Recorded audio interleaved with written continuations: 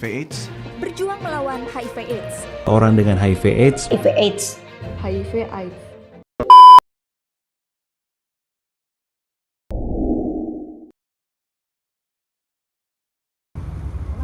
Acquired Immune Deficiency Syndrome atau AIDS merupakan kumpulan gejala penyakit yang disebabkan oleh Human Immunodeficiency Virus atau HIV. Virus HIV mengakibatkan rusaknya sistem kekebalan tubuh manusia, mengakibatkan penderita kehilangan daya tahan tubuh, sehingga mudah terinfeksi dan meninggal akibat berbagai penyakit infeksi hingga kanker dan sebagainya. Pertama, tahap jendela atau window period terjadi setelah infeksi HIV dalam tenggang waktu 1-6 bulan. Tes HIV yang negatif karena belum ada antibodi HIV, tetapi penderita dapat menularkan HIV kepada orang lain. Yang tahap kedua, yaitu tahap asimptomatik. Antara 5-10 tahun tidak ada gejala spesifik, tetapi bisa menularkan HIV pada orang lain. Dan tahap yang ketiga, yaitu terjadi pembesaran limfe yang menetap di banyak bagian tubuh. Selanjutnya, terjadi penurunan CD4 di dalam darah.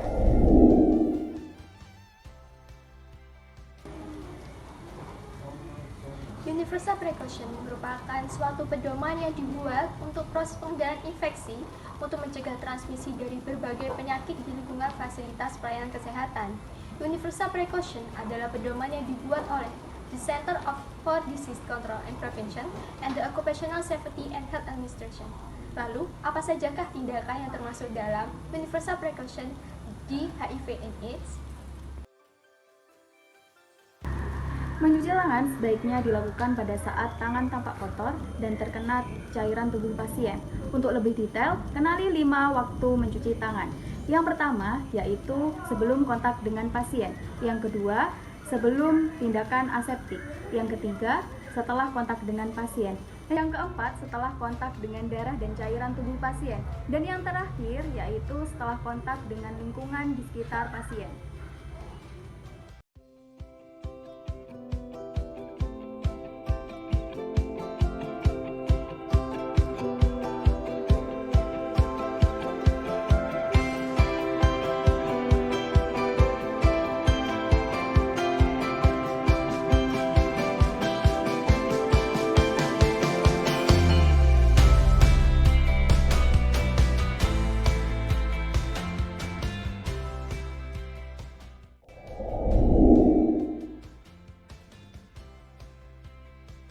Fungsi masker ialah untuk melindungi wajah dari cipratan darah, cairan tubuh, dari pasien atau udara yang kotor, dan melindungi pasien pada saat batuk. Gaun pelindung bertujuan untuk melindungi baju petugas dari percikan darah, cairan tubuh, lendir, sekret, atau melindungi pasien dari paparan pakaian petugas pada tindakan steril. Memakai sarung tangan atau handscoon bertujuan untuk melindungi petugas kesehatan dari risiko kontaminasi secara langsung dengan pasien, utamanya pada pajanan darah atau cairan lain, dan sebaliknya. Pemakaian topi pelindung digunakan untuk mencegah jatuhnya mikroorganisme yang ada di rambut dan kulit kepala petugas ke alat atau daerah steril, pasien, dan sebaliknya. Pemakaian Google atau face shield bertujuan untuk melindungi mata dan wajah petugas dari percikan darah, cairan tubuh, sekret, dan bahan kontaminasi yang lain.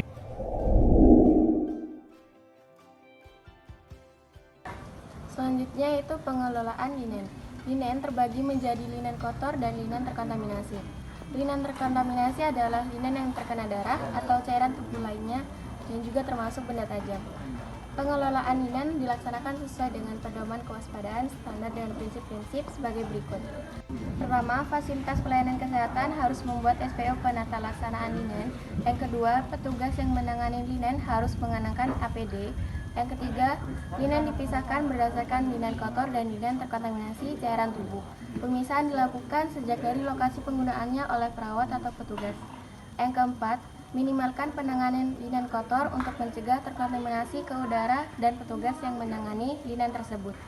Semua linen kotor segera dibungkus ke dalam kantong kuning di lokasi penggunaannya dan tidak boleh disortir atau dicuci di lokasi di mana linen tersebut dipakai.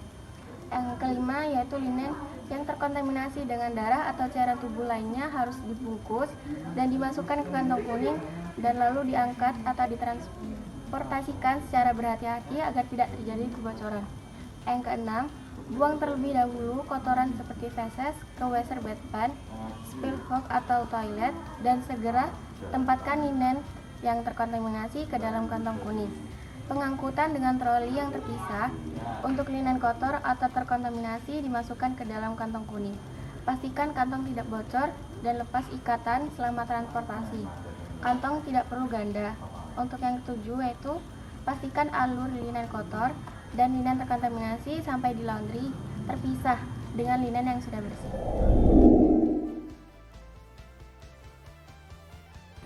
Baik, selanjutnya kita akan bahas tentang penanganan serta pengelolaan benda terkontaminasi secara aman. Yang pertama yaitu jarum dan juga alat tajam.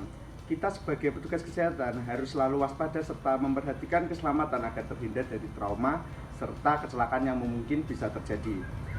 Kita sebaiknya menghindari recap jarum alat suntik atau pemasangan kembali guna untuk menghindari kecelakaan. Kita bisa memanipulasinya dengan mematahkan, menekuk, ataupun melepas jarum dari spuit.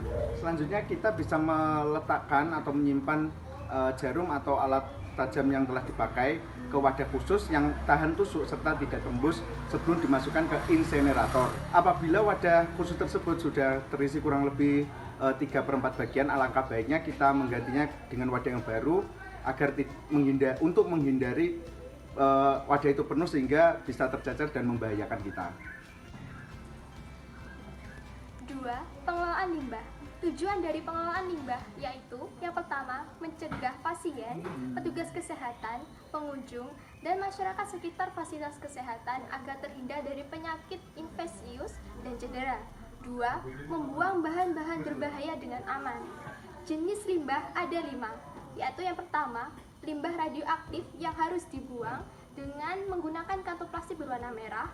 2. Limbah sangat infeksius yang harus dibuang dan dibungkus dengan plastik berwarna kuning dengan syarat plastik harus kuat, tahan bocor, dan dapat disterilisasi menggunakan autoklaf. 3. Limbah infeksius, patologi, dan anatomi menggunakan kantong plastik berwarna kuning. 4.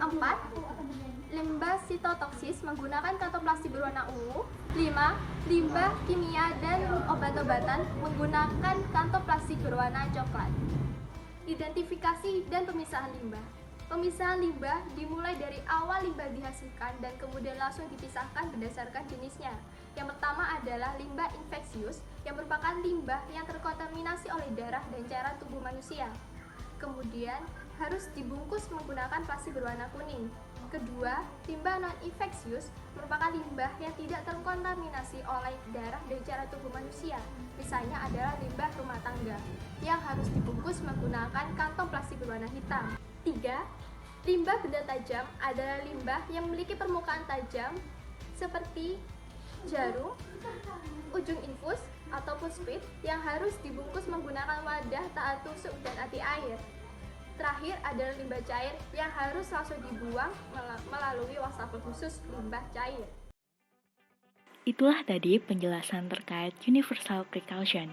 Penerapan universal precaution, utamanya di lingkungan rumah sakit, sangat perlu dilakukan untuk mencegah terjadinya ledakan angka tenaga kesehatan, utamanya perawat yang terinfeksi HIV/AIDS akibat kecelakaan kerja.